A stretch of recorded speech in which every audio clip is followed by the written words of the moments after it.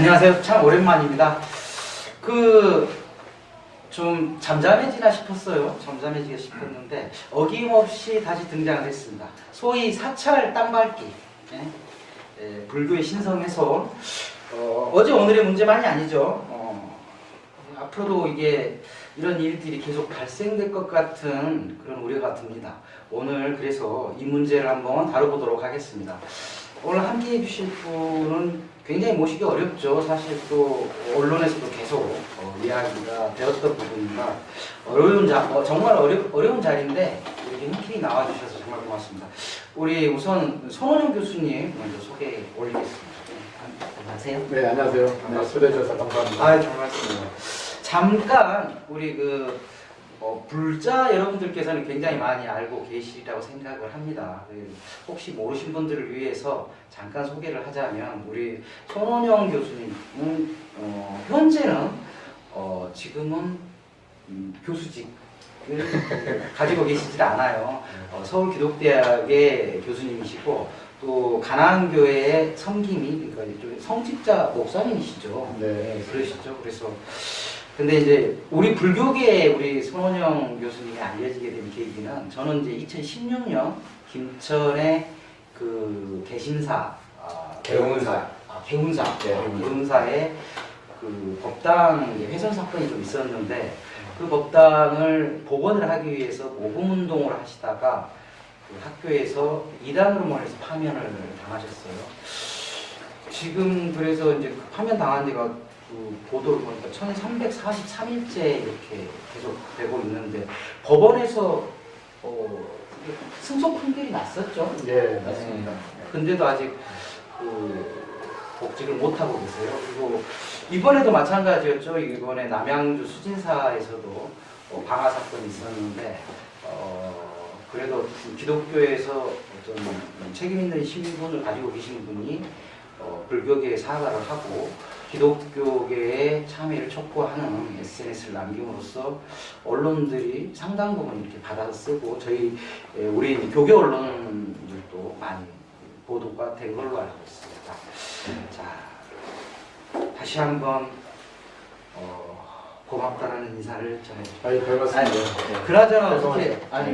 그나저나 아직도 복직이 안 되셨으면 그때 지금 승소 판결이 나고도 왜 안 되는 건가요? 제 사건은 복직은 이제 당연히 됐는데 이제 문제는 제가 그 재임용 과정에 지금 아직 있어요. 제가 그래서 좀 교수된 지는 꽤 오래됐는데 학교에서 조금 생각이 좀 진보적이라고 그래서 그 승진을 안 시켜줘가지고 그래서 지금 이제 그 파면되는 그 기간 중에 재임용 심사를 한번 했었어야 되는데 이제 복직이 이제 되면서 이제 그거를 거쳤죠. 거치는 과정에서 제가 열린선언이라고 하는 그 사찰에 가서 크리스마스 법회를 한다는 그 초대를 받고 설교를 해달라는 부탁을 받았었습니다. 열린선언이면 저 불광동에 예, 맞습니다. 네. 그래가지고 제가 거기 가가지고 예수 보살, 육바라밀 이런 이제 비슷한 설교를 좀 한번 했어요. 그랬더니 이제 그게 또 좀 오해를 좀 받아가지고 이제 그 핑계로 해서 재임용 탈락을 이제 또 한 겁니다. 그래가지고 재임용 탈락을 했는데 그 탈락을 했지만 어쨌든 사립학교는 이제 이사회 결정을 해야 되니까 이제 이사회에다가 제청을 이제 학교 측에서 했는데 마침 또 학교 측에서는 아니지 그 법인에서는 이렇게 판단을 하니까 이거는 그 재임용 탈락 사유가 아니다 해가지고 또 저를 다시 재임용하고 복직 결정을 한 거예요. 그랬더니 이제 애초에 학교 입장에서는 탈락을 시켰는데 재임용 탈락을 시켰는데 왜 법인에서 또 다시 재임용을 하느냐 해가지고 법인하고 학교하고 지금 갈등하는 그런 과정에서 제가 지금 중간에 껴가지고 지금 그 상황이 그게 있습니다. 참 재밌는 게 네. 어떻게 법인이 사회하고 학교하고 입장이 이렇게 다를 수가 있어요. 그러니까요. 네, 동국대에서는 상상할 수가 없는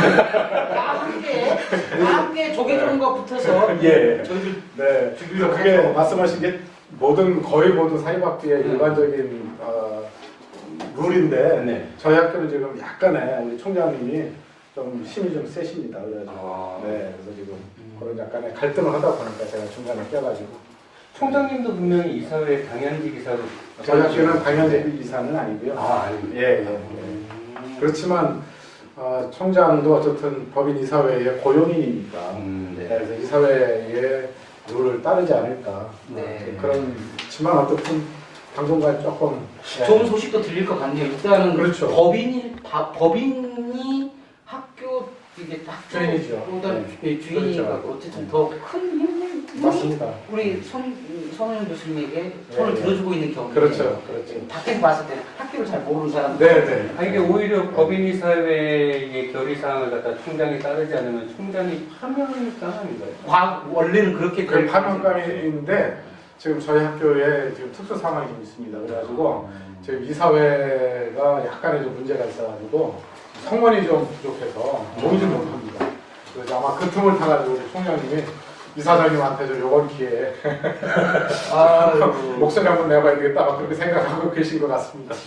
조만간 좋은 소식이 들릴 것 같기도 네, 합니다. 저도 정말 기대하고 그렇게 있습니다. 되었으면 참 좋겠습니다. 네.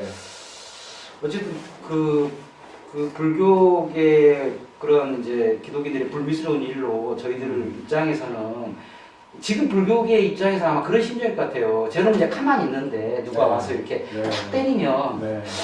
왜 때리지? 하고 이렇게 봤는데 그래도 또 한 대 때리면 기분 나쁘면 이제 또 싸움이 벌어질 거 아니에요. 그러면 그때서야 이제 뭐 종교 갈등이니 뭐 이런 문제로 언론에 나오고 그러면 맞은 사람 좀 억울한 입장이 지금 그래서 조계종에서 성명서도 발표했죠. 성기자님 어떻게 그건 뭐 네, 이제 이번에 이제 네. 수진사 네. 강화 사건 나면서 이제 조계종이 이제 사실 더 이상 못 참겠다 이런 표현을 한 거죠.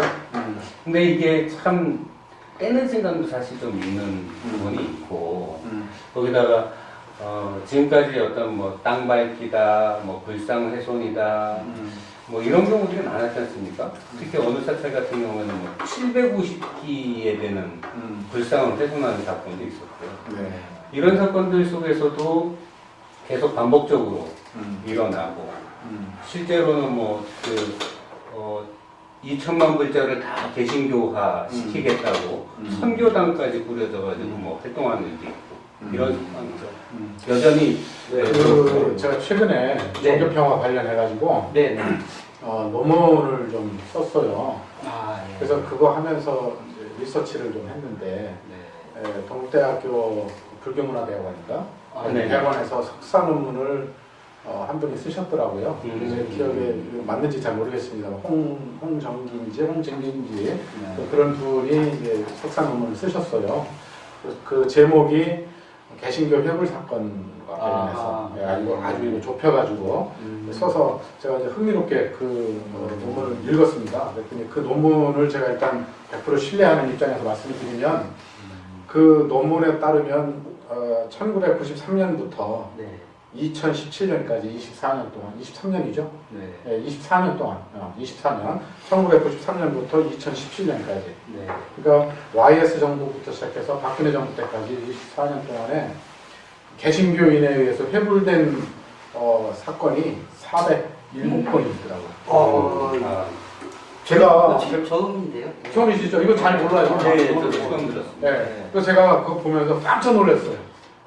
그냥 피상적으로 뭐 수진사, 개운사 뭐 조금 올라오고 뭐 원영사, 저희 뭐 원영사 몇 개인 줄 알았는데 그게 아니고 407건이라고 그러더라고요.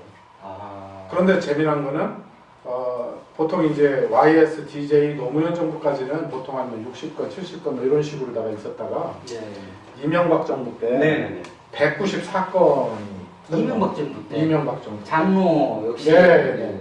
그리고 나서 박근혜 정부로 바뀌면서 이제 이게 또 이제 그 과거 수준으로다가 떨어지는. 그래서 이명박 정권 때 거의 회불 지난 24년 동안 있었던 회불 사건의 거의 절반이 아, 그 이명박- 5년간에. 예, 이명박 정부 때 있었더라고요. 김천 개운사 회불 사건도 그 바로 직전에 네. 이제 조계사, 봉은사, 범어사 네. 땅발기 네, 사건들이 그렇죠. 이제 쭉 있은 이후에 이제 네. 김천도 발생을 했어요. 근데 이제 흥미로운 거는 네. 2016년 1월 17일 날 개운사 사건이 있었지 않습니까? 네, 네. 개운사 회불 사건이 있었는데 그리고 그때 제가 이제 좀 목음- 나서서 네. 목음동하고 사과하고 네. 그리고 나서 요번 수진사 방화 사건 때까지 4년 10개월 동안 네. 방화 사 그러니까 회불 사건이 한 건도 없었던 거예요. 그러니까 정말 잠잠했었어요. 네, 네, 제가 네. 그건 안 들렸는데. 네. 아, 그러니까 교수님 말씀 들어보니까 이 정권하고도 관계가 관계 있습니다. 그게 공수점이 정권일 있는 때 이게 많이 발생을 하고 이제 그랬는데 그래서 좀 아쉬움이 좀 많고 그래서 제가 이번에 수진사 방화 사건이 벌어지고 나서 굉장히 사실 나름대로 좀 아쉽고 또 네. 충격도 받고 그랬습니다. 어. 예, 방화 자체도 너무 좀 끔찍한 데다가 네. 그리고 또 4년 10개월 동안 사실 407건이면 굉장히 많았지 않습니까? 근데 네. 그래도 한 4년 10개월 정도 이제 거의 개신교인에 의한 회불 사건이 조금 침묵을 지켜서 그렇죠. 참 그래도 좋은 전통이 계속 이어갔으면 좋겠다. 이제 나름대로 내심 네.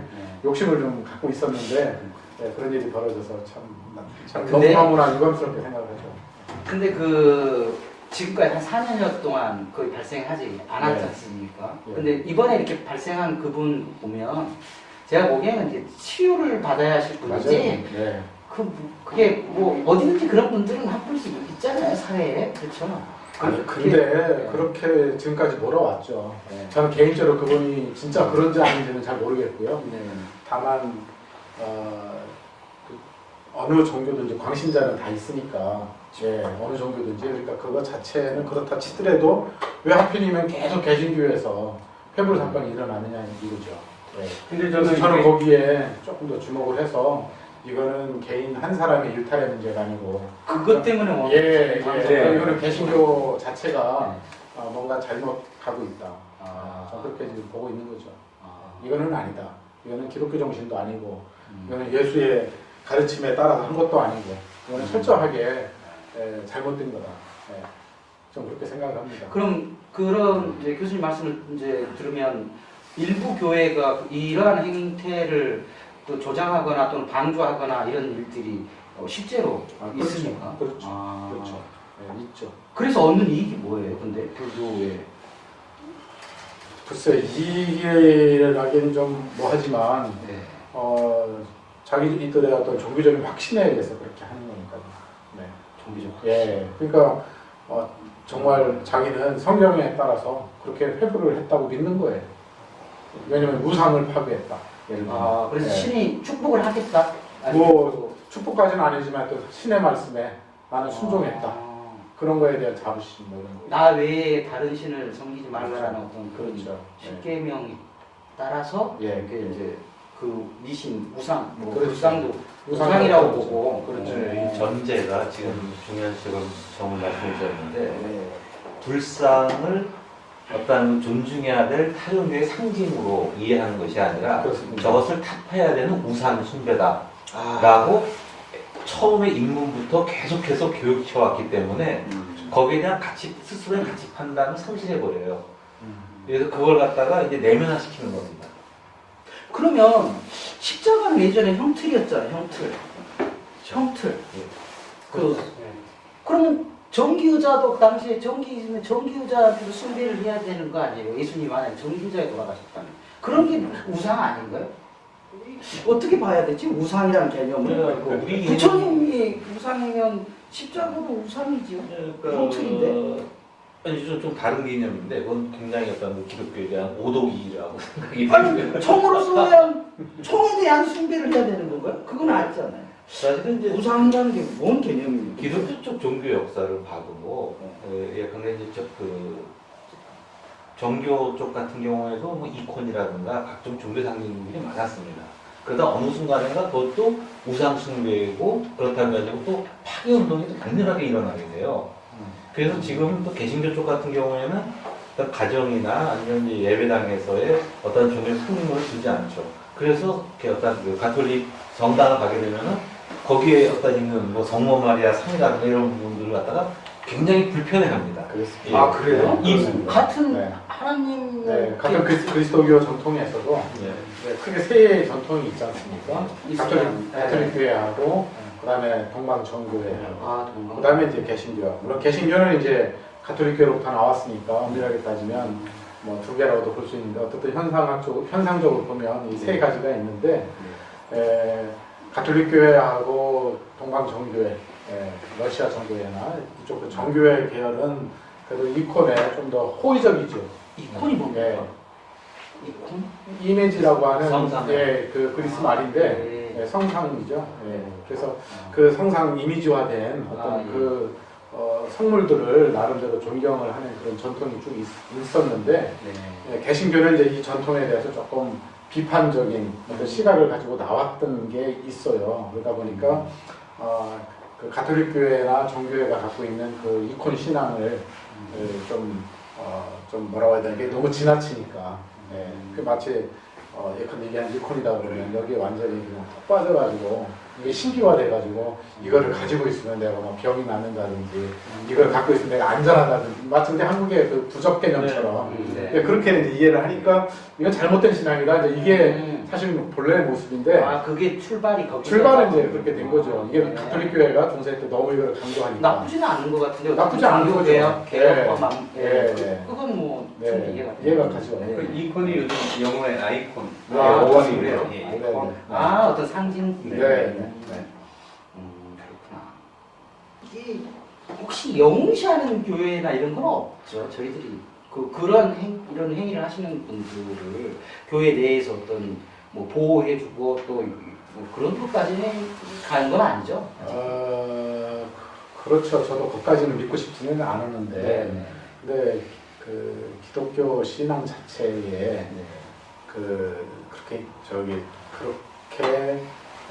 좀 신앙적인 어떤 열정을 갖고 있는 사람들에 대한 어떤 그 존경심이 굉장히 큰 건 또 사실이죠. 그러니까 예를 들면 물론 이제 요 좀 다른 컨셉이긴 하지만 가톨릭교도 그렇고 개신교도 그렇고 약간 순교자 이런 컨셉이 있잖아요.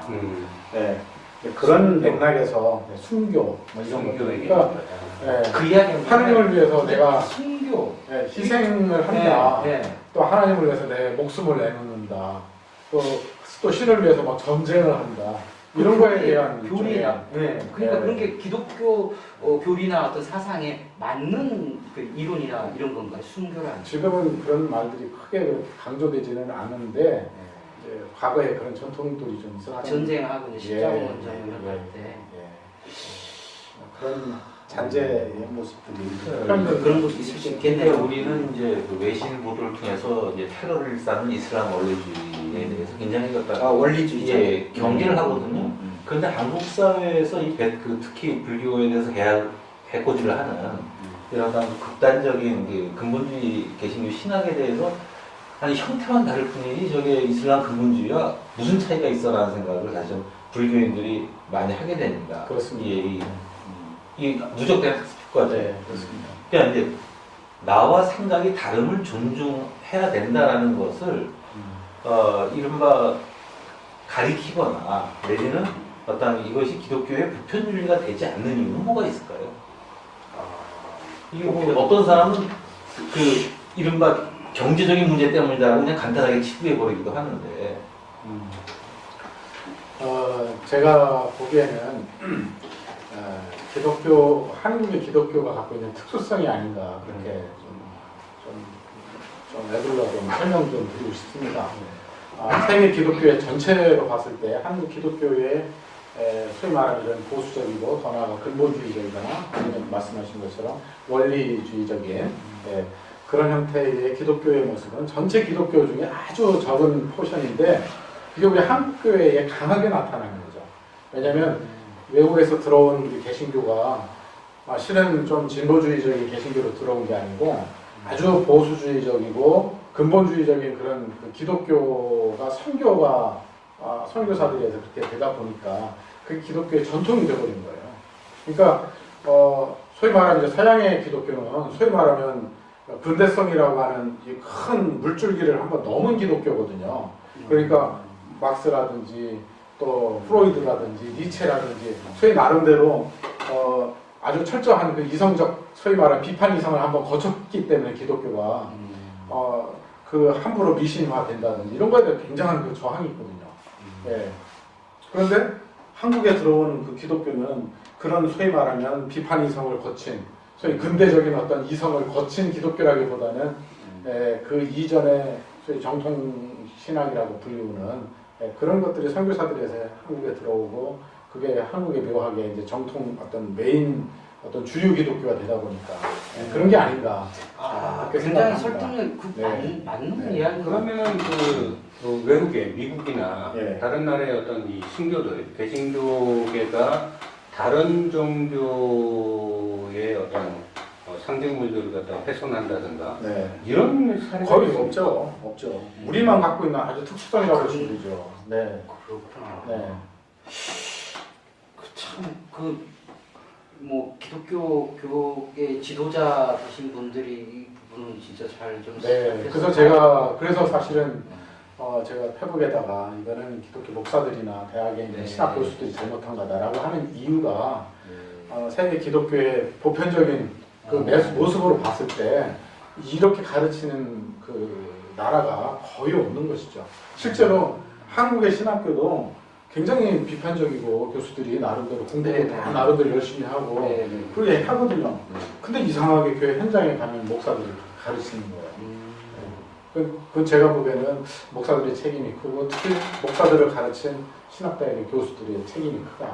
네. 좀 이 개신교계 지도자 또 이제 그 신학을 가르치는 이제 학자들이 좀 부끄러워해야 될 만한 일인데 정말 부끄러워하는 분들이 계시긴 한가요? 그게 제가 참 저도 그 말씀 들으면 참 드릴 말씀이 별로 없어요. 있는데 이제 굳이 변명을 하자면 이건 이제 기독교만의 문제가 아니고 지금 전 세계가 소위 그 신자유주의의 지금 노예가 됐지 않습니까? 네. 돈의 노예가 됐단 말이에요. 예. 이게 한국의 기독교가 특히 한국의 신학대학들이 돈의 노예가 돼버렸습니다. 그래가지고 돈 말하자면 이제 학교를 운영을 하려면 큰 교회에 후원이 있어야 되잖아요. 과거에는 대학 안에 교수들이 한 분의 자유가 있었어요. 그래가지고 예를 들어서 우리 불교의 이런 그 불상을 훼손한다든지 이런 문제가 있으면 교수들이 그러면 안 된다고 옛날에 했었거든요. 근데 지금은 교수들이 그 얘기를 못 하는 게 뒤에 누가 있냐면 큰 교회가 지키고 있는 거예요. 그래 목사들이 교수들이 이런 얘기를 가르치면 큰 교회 목사님들이 이 사람 이것으로 참여를 하시면서 나 당신들에게 돈 안 주겠어 이제 이렇게 돼버리는 거죠. 그러니까 대학이 소위 대형 교회의 노예가 된 거예요. 자본의 노예가 돼버린 거죠. 그건 처음 듣네. 진짜 이건 중요한 문제. 네. 대학의 자율성이 지금 없는 거죠. 안 돼 있는 네. 거. 그러니까 굉장히 심각한 문제. 교수들이 알지만 네. 침묵하는 거죠. 자기의 근시안적인 어떻게 보면 이제 밥벌이 아주 나쁘게 표현하면 또 조금 더 뭐 하면 학교가 갖고 있는 어떤 그 종속, 자본의 종속. 교수님 그 사례만 봐도 지금 그 서울기독대학에서 하는 거 혹시 서울기독대학도 뒤에 대형교회가 있습니까? 대형교회는 없지만 또 교권이 또 있죠. 교권. 교권이 있죠.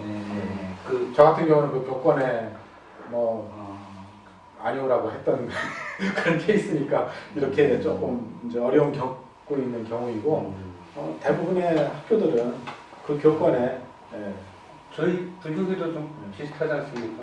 불교계도 그렇죠. 예. 요새는 교권, 자본주의 사회에서 종교들이 언니 되게 교계 뭐 이러면서 네. 뭐 인사권을 지락해라고 그렇습니다. 하고 동도 네. 마찬가지고 네. 그 참 문제가 심각합니다. 그 돈 때문에 어쩔 수가 없는 거죠. 그 지금 코로나 때도 전에도 한번 이야기했지만 그 계속해서 예배를 보지 말라고 해도 예배를 강행하는 열악한 교회들도 있고 그래서 지금 말씀하신 게 굉장히 설득력 있고 중요한 얘기긴 한데, 예컨대 이제 자본주의 사회에서 이제 돈의 노예가 되고, 돈이 권력이 돼가지고, 여기까지, 언론까지 막아버리는. 근데 현실을 인정하고 이해하면서도 사실 굉장히 슬픈 얘기 아닙니까? 슬픕니다. 실제로 일반 그 사회에서 그냥 생존해야 되는 그 사회인이라고 한다면은 그 어떤 그 자본의 질서와 논리에 매몰될 수도 있다고 생각하지만 그래도 뭔가 좀 더 그 가치를 넘어서는 종교적 가치를 추구하는 종교인이라고 한다면은 그래도 가끔은 울뚝해가지고 아니다라고 얘기를 할 수 있어야 되는 거 아닌가요? 맞습니다. 카톨릭처럼 아예 순종을 갖다가 약 그 맹세해야 되는 그 사제들이라고 한다면은 교구장한테 매달려야 되지만 개신교나 불교 같은 경우는 안 그래야 되는데 오히려 더 열심히 쫓아다니고 있어요. 그렇게 하다가 1344 화면 당해서 닷컴이 네. 1837 동안 지금 예, 저희 공무원에 이번에 여기 비구니의 부회장이 이제 또 네. 모 비구니께서 이번에 종이 좀 잘리게 생겼고요. 네, 그렇죠. 그래서 저도 말씀하신 그 말씀에 저도 100번 동의합니다. 진짜 종교를 떠나서 어느 종교인이든지 제가 부귀영화를 위해서 사실 종교 갖는 거는 아니잖아요. 본래는 그렇죠. 물론 뭐 몸이 아프니까 교회 가거나 절에 갈 수도 있지만 그러나 궁극적인 건 내가 건강을 회복하기 위해서 종교 갖는 게 아니라 정말 어떤 진실한 마음으로 신의 가르침을 따른다든지 그렇죠. 어떤 깨달음을 얻는다든지 이런 궁극적인 어떤 진리를 추구하는 게 사실은 종교인데 예, 언제부턴가 주객이 좀 전도된 게 아닌가. 근데 아까 이제 그 개신교계의 어떤 근본주의 말씀도 하셨고 또 뭐 돈에 부여가 되는 이 신자유주의 시대에 사는 어떤 종교인들의 모습도 말씀하셨는데 좀 뭐라 그럴까요? 이렇게 자꾸 회불 내지는 이웃 종교의 어떤 를 존중하지 못하는 이런 모습들이 나오는 게 결국은 불교에 대한 개신교 내의 어떤 시각이 뭐라 그럴까요? 좀 만만하게 본다? 내지는 불교계의 어떤 모습들, 불교계의 어떤 신자들이 개신교에 대해서 그런 모습에 대해서 바로바로 어떤 대응을 하지 않는 이런 것 때문에 좀 얕봐서 그런 거 아닌가 이런 느낌도 좀 받을 때가 있어요. 네. 뭐 저는 반대로 생각을 해서 네. 저기 그 불교인들이 자비심이 많은 거죠. 네, 기독교가 그렇게 까불어도 네, 좀 참고 인내하고 기다려주고 그래서 저희로서는 뭐 네, 너무 배려도 고맙고, 네. 배려할 만한 사람들도 배려도 하고 그래야죠. 우리도 배려해야죠. 또. 근데 네. 아이고 참 이게 그나마 참 다행스러운 건 최근에 한 4년간 그런 건이 전혀 없었다는 건 얼마든지 다행히. 이런 일 이렇게 네. 이제 점점 줄어들면서 네. 우리도 이제 서구처럼 서구 기독교 개신교처럼 네. 보편적 지성이라든지 어떤 보편적 인간의 보편성과 이 종교적 신념이 함께가는 그런 개신교도 가능하리라고 생각이 되네요. 지금까지 이런 통계가 굉장히 중요한 것 같아요. 네. 그렇게 많은지도 몰랐지만 최근에 이렇게 없었다가 네. 지금 갑자기 이번에 네. 저도 사실 그걸 좀 처음 몰랐는데 네. 몇 년 전이었는데 그 전라도에 대원사 제가 대원사 대원사. 네, 스님께서 저는 그 당시에 그분을 모르는 때였는데 제게 와가지고 절을 하시면서 인사 기피하시면서 저한테 고맙다고 그러더라고요. 그래서 왜 그러시냐고 그랬더니 송 교수님이 그 사건 이렇게 한 이후에 그 회불 사건이 싹 사라졌다고. 그분이 저한테 그 얘기를 하더라고요. 그래서 저도 그냥 이빨 소린가 보다 이렇게 생각을 하고 있었는데 실제로 제가 연구를 하면서 그거를 자료를 본 거예요. 407건이었는데 이게 2017년 이게 9월까지인가 그때까지. 근데 그 이후로 제가 그 연구를 올 7월에 했었거든요. 그래서 8월에 그 불교평론이라고 네. 투고를 했어요. 예. 거기에 자세한 글이 나와 있는데 다시 한번 찾아볼게요. 네. 우리 손원영 교수님 한 분이 정말 많은 걸 바꾼 것 같네요. 이제 들어보니까 이게 아니 뭐 깨알같은 그렇다기보다는 잘하지만 정말 그런 것 같네요. 들어보니까 네. 그 한 분의 영향이 굉장히 크구나. 워낙 근데 그때 워낙 크게 언론에서 보도가 되었고 불자들에게 마음 굉장히 상처가 컸었죠. 그때 네. 그리고 고맙기도 하고 뭐 그랬었던 것 같아요. 근데 뭐 저는 어쨌든 이제 불교 불자분들에게 이제 죄송한 마음 때문에 한 것도 있고 또 반대급부로는 우리 개신교에게 이제 앞으로 더 이상 그렇게 하지 말자라고 하는 일종의 이제 교수로서 좀 책임의식 같은 이제 그런 느낌을 갖고 한 거거든요. 근데 다행인 거는 진짜로 개신교 내에서도 그 조심하는 거는 확실하게 제가 많이 느낍니다. 네. 다행입니다. 근데 진짜 이번에 그 수진사 사건은 정말 충격이었습니다. 그런 점에서. 예. 하나 또 궁금한 게 저희가 이제 이른바 극단적으로 나가는 사람들 같은 경우에 이렇게 논리적으로 설득이 되지 않는 꽉 막힌 사람들이라고 생각을 하거든요. 이제 뭐 사회적으로 보면은 뭐 일정 연령층 되거나 뭐 그런 생각을 하는데 의외로 젊은 층에도 그렇게 아주 극단적인 친구들이 좀 있어요. 그래서 이런 부분들이 어떻게 앞으로 어떻게 그들을 갖다가 그런 사람들이 안 생겨나려면은 어떻게 해야 될까요? 평화학자 중에 갈퉁이라고 요한 갈퉁이라고 하는 예, 예. 굉장히 유명한데요. 예. 일반 평화학 이론에서. 저는 이제 그분의 이론을 종교 평화에 이렇게 적용을 종종 합니다. 근데 그분의 이론은 뭐냐면 평화는 갈등과 상처를 줄이고 갈등과 트라우마라고 불리는 어떤 그런 갈등이 있잖아요. 갈등과 상처는 최대한 줄이는 노력을 하고, 근데 그 간폭력이라고 이렇게 표현을 합니다. 그걸 줄이고, 그 다음에 분노에 해당하는 서로 이해하는 상대방을 이해해 주는 것과 그 다음에 좋아하고 공존하려고 하는 노력, 이거는 또 더 늘리는, 그래서 저는 증조화라고 이렇게 표현을 하는데 이 두 가지가 같이 가야 된다는 거죠. 네. 그래서 예를 들어가지고 이제 이번에 그 수진사 사건으로 해서 충격받은 불자님들이 있을 거예요. 그 절에 계신 분들도 충격을 받았을 거고, 또 실제로 직접 신도는 아니지만 밖에 있는 어떤 불자분들이 상처를 받았다고 한다면 저는 그분들을 모셔다가 그 좀 트라우마가 혹시 있다는 것을 줄이려고 하는 어떤 심리학적인 카운슬링을 한다든지, 또 하나는 이제 부차적인 갈등이 있잖아요. 갈등을 풀어줄 수 있는 그런 이제 작업을 해야 되겠죠. 폭력을 줄이는 차원에서. 그리고 이제 동시에 상대방에 대한 이해 부족에서 경우가 많이 생기잖아요. 그래가지고 종교 간의 대화 노력을 한다든지, 또 사모 방문을 한다든지, 뭐 선이라든지, 또 이런 개신교 입장에서 또 선을 공부할 수도 있고, 또 불교도 또 개신교를 또 이해하려고 하는 뭐 수도원을 한번 방문한다든지, 뭐 이런 식으로 해가지고 서로 교류하고 또 공부하고 하는 이런 것들이 서로 병행을 해야 치유가 되지 않을까. 근데 제가 보기에는 이게 하루아침에 되는 건 아닌 것 같고. 네. 그래서 일단 다행인 게 이번에 수진사 방화 사건 나오고 바로 NCSK가 그게 또 사과하는 성명을 또 낸 것도 좀 과거와 좀 다른 모습이긴 하죠. 네.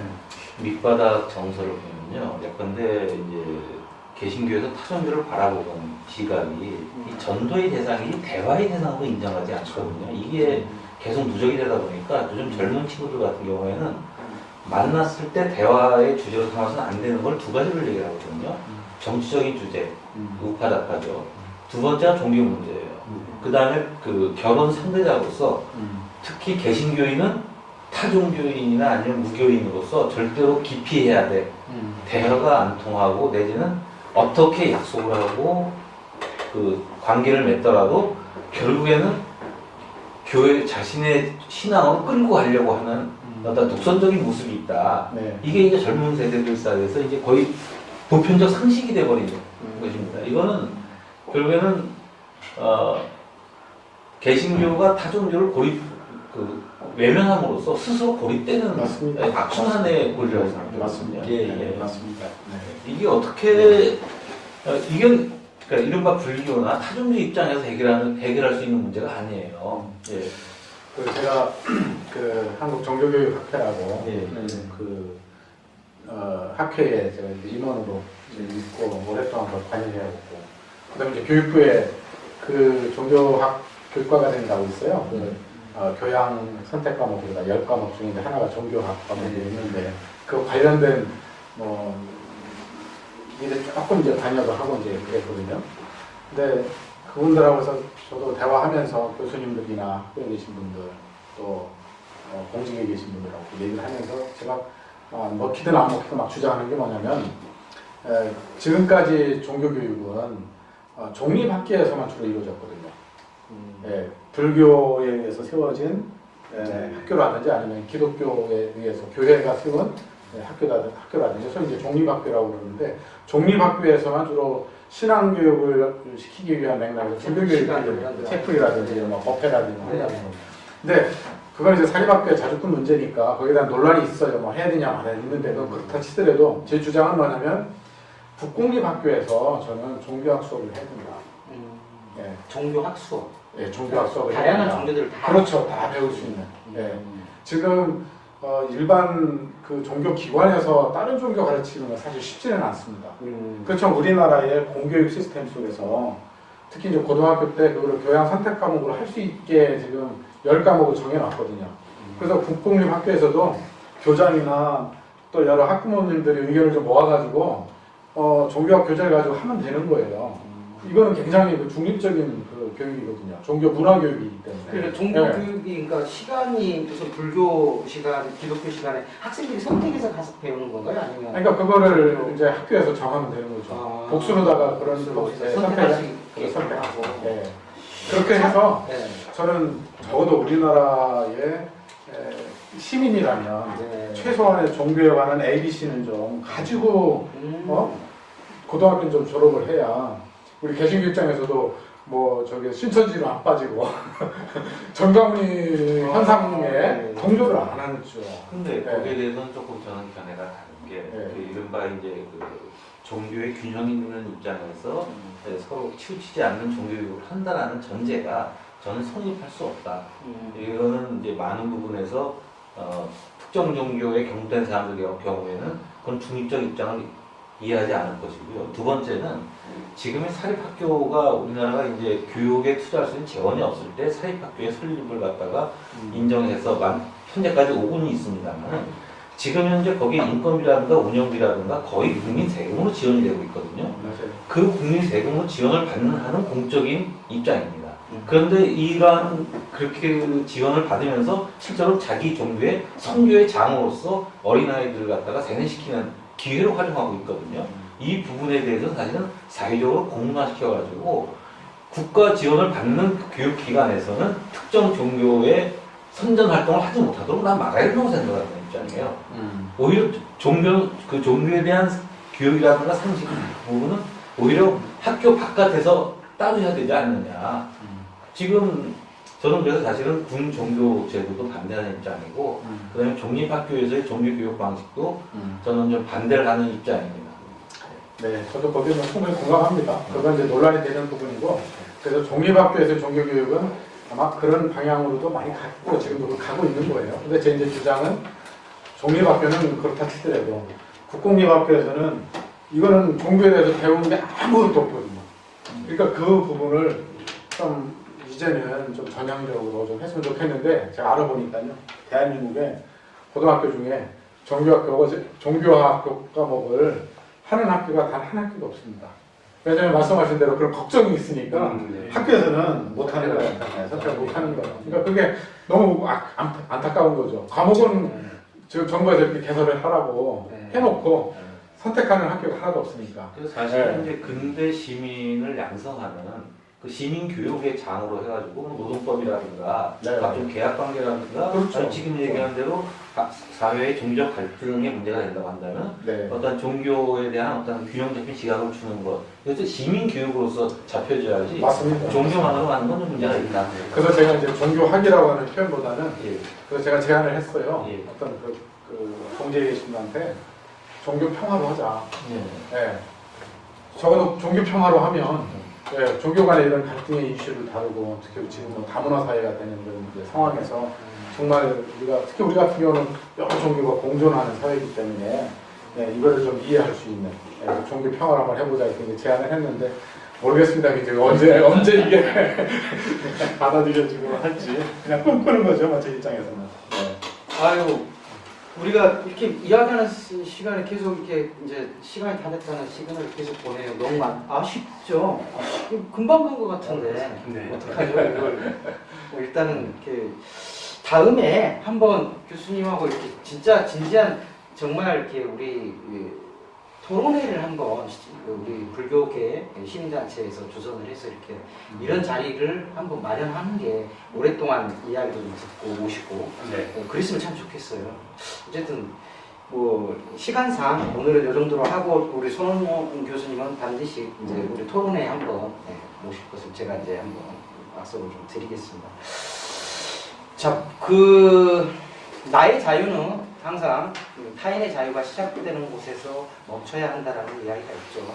그리고 어쨌든 인간 스스로 사유하고 자기 행동을 스스로 결정하는, 자기 스스로 생각하고 자기 행동을 스스로 결정하는, 그리고 종교적 가치와 그리고 합리적 사고 사이에서 모든 사람들이 이렇게 스스로 생각하고 사유하고 결정하는 그런 세상이 빨리 왔으면 좋겠습니다. 어쨌든 우리 손원영 교수님 덕으로 이러한 갈등들이 치유해가는 모습들 응원하고요. 우리 또 교수님 복직되기를 진심으로 바라겠습니다. 오늘 나와주셔서 너무 고맙습니다. 네, 감사합니다. 감사합니다.